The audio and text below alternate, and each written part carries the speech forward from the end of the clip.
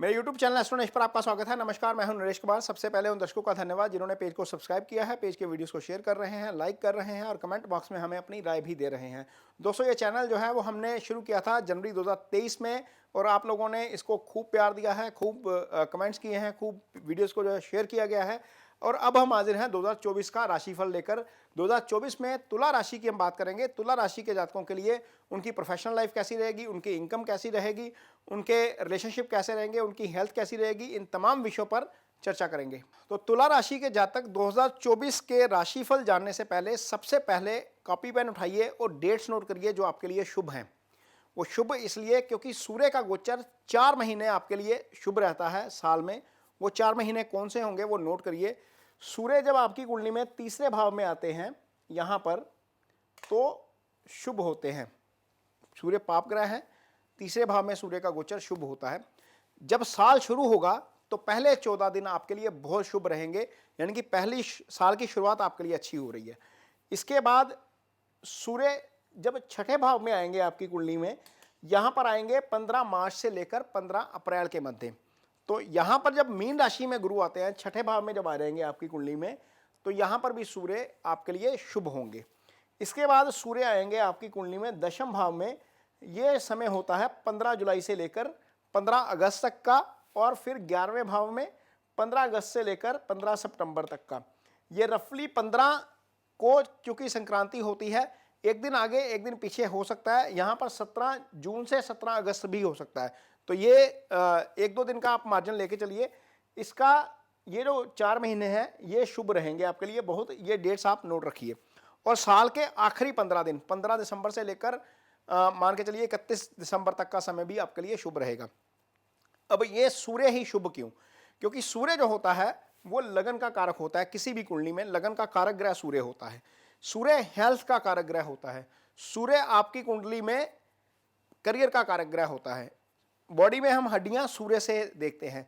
तो सूर्य इतने बलवान हैं, अकेले ही यदि अच्छे हों कुंडली में, अकेले ही पूरी कुंडली को संभाल लेते हैं। इसलिए सूर्य चूंकि पिता है, सूर्य सब ग्रह सूर्य के इर्द गिर्द घूमते हैं, इसलिए सूर्य का गोचर बहुत अहमियत रखता है।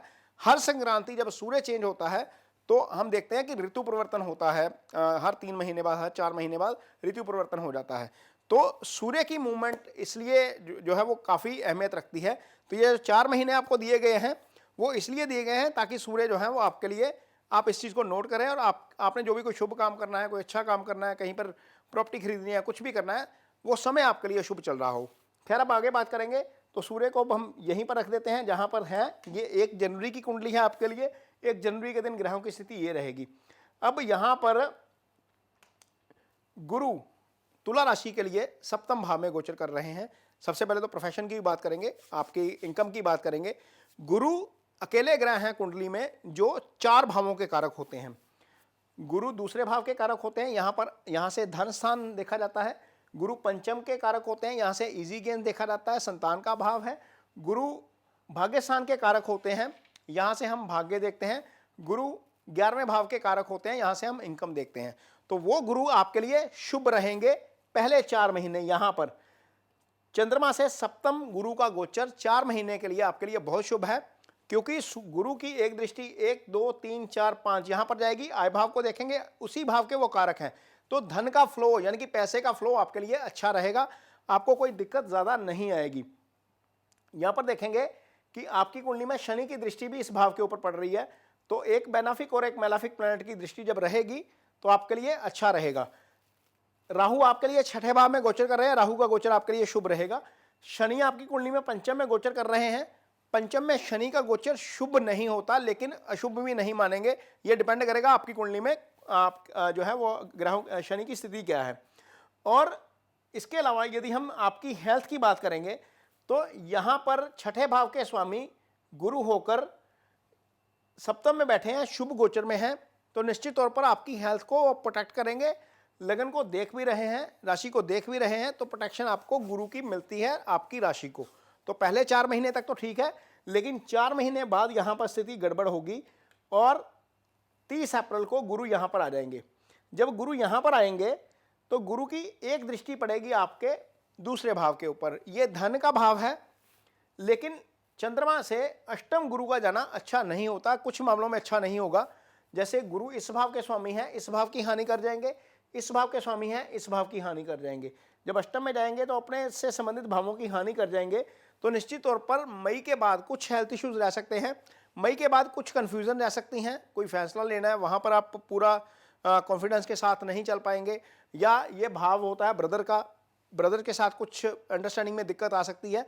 लेकिन धन को लेकर दिक्कत फिर भी नहीं आएगी, क्योंकि गुरु पहले यहाँ पर बैठ रहे थे तो आय भाव को देख रहे थे, अब यहाँ पर आए तो धन भाव को देखेंगे। तो निश्चित तौर पर यह स्थिति आपके लिए जो है वो बेटर ही रहेगी, गुरु का गोचर भी बेटर रहेगा। सेहत को लेकर थोड़ी सी कंसर्न इसलिए मैं बता रहा हूं क्योंकि गुरु इस भाव के स्वामी है, इस भाव के स्वामी होकर अष्टम में आ गए, तो ये स्थिति खैर अच्छी नहीं है। इसके ऊपर केतु की दृष्टि भी पड़ जाएगी, तो ये थोड़ा सा जो है हेल्थ के लिहाज से प्रॉब्लम वाला हो सकता है। अदरवाइज कोई बहुत ज़्यादा दिक्कत मुझे यहाँ पर नज़र नहीं आ रही, क्योंकि केतु इकलौते प्लैनेट हैं जो गुरु को देखेंगे। इसके अलावा कोई पाप ग्रह आगे जाकर नहीं देखेगा। ये सूर्य और मंगल आगे शिफ्ट हो चुके होंगे जब गुरु यहाँ पर आएंगे। तो आगे देखेंगे कि आपका रिलेशनशिप कैसा रहेगा। ये सप्तम भाव है, सप्तम भाव के स्वामी आपकी कुंडली में मंगल है।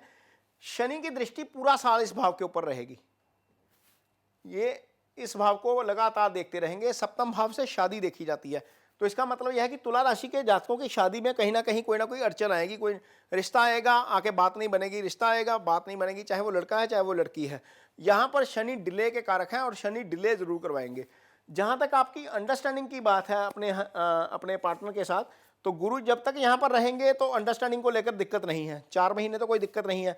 अब गुरु यहाँ पर आ जाएंगे अष्टम में, तो भी ये राहु के प्रभाव में नहीं आएंगे, शनि के प्रभाव में नहीं आएंगे, यानी कि 2 प्लैनेट जो हैं वो इसको छू नहीं पाएंगे। सिर्फ केतु एक ऐसे ग्रह हैं जो लगातार इस पर दृष्टि रखेंगे और पूरा साल यहीं पर रहेंगे।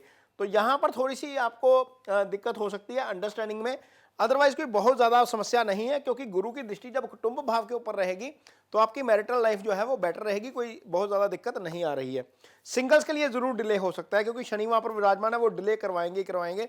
रिश्ता होने में प्रॉब्लम जरूर आ सकती है, या शादी होने में अड़चने ज़रूर आएंगी। आगे बात करेंगे कि आपका जो है वो स्टडीज़ कैसी रहेंगी।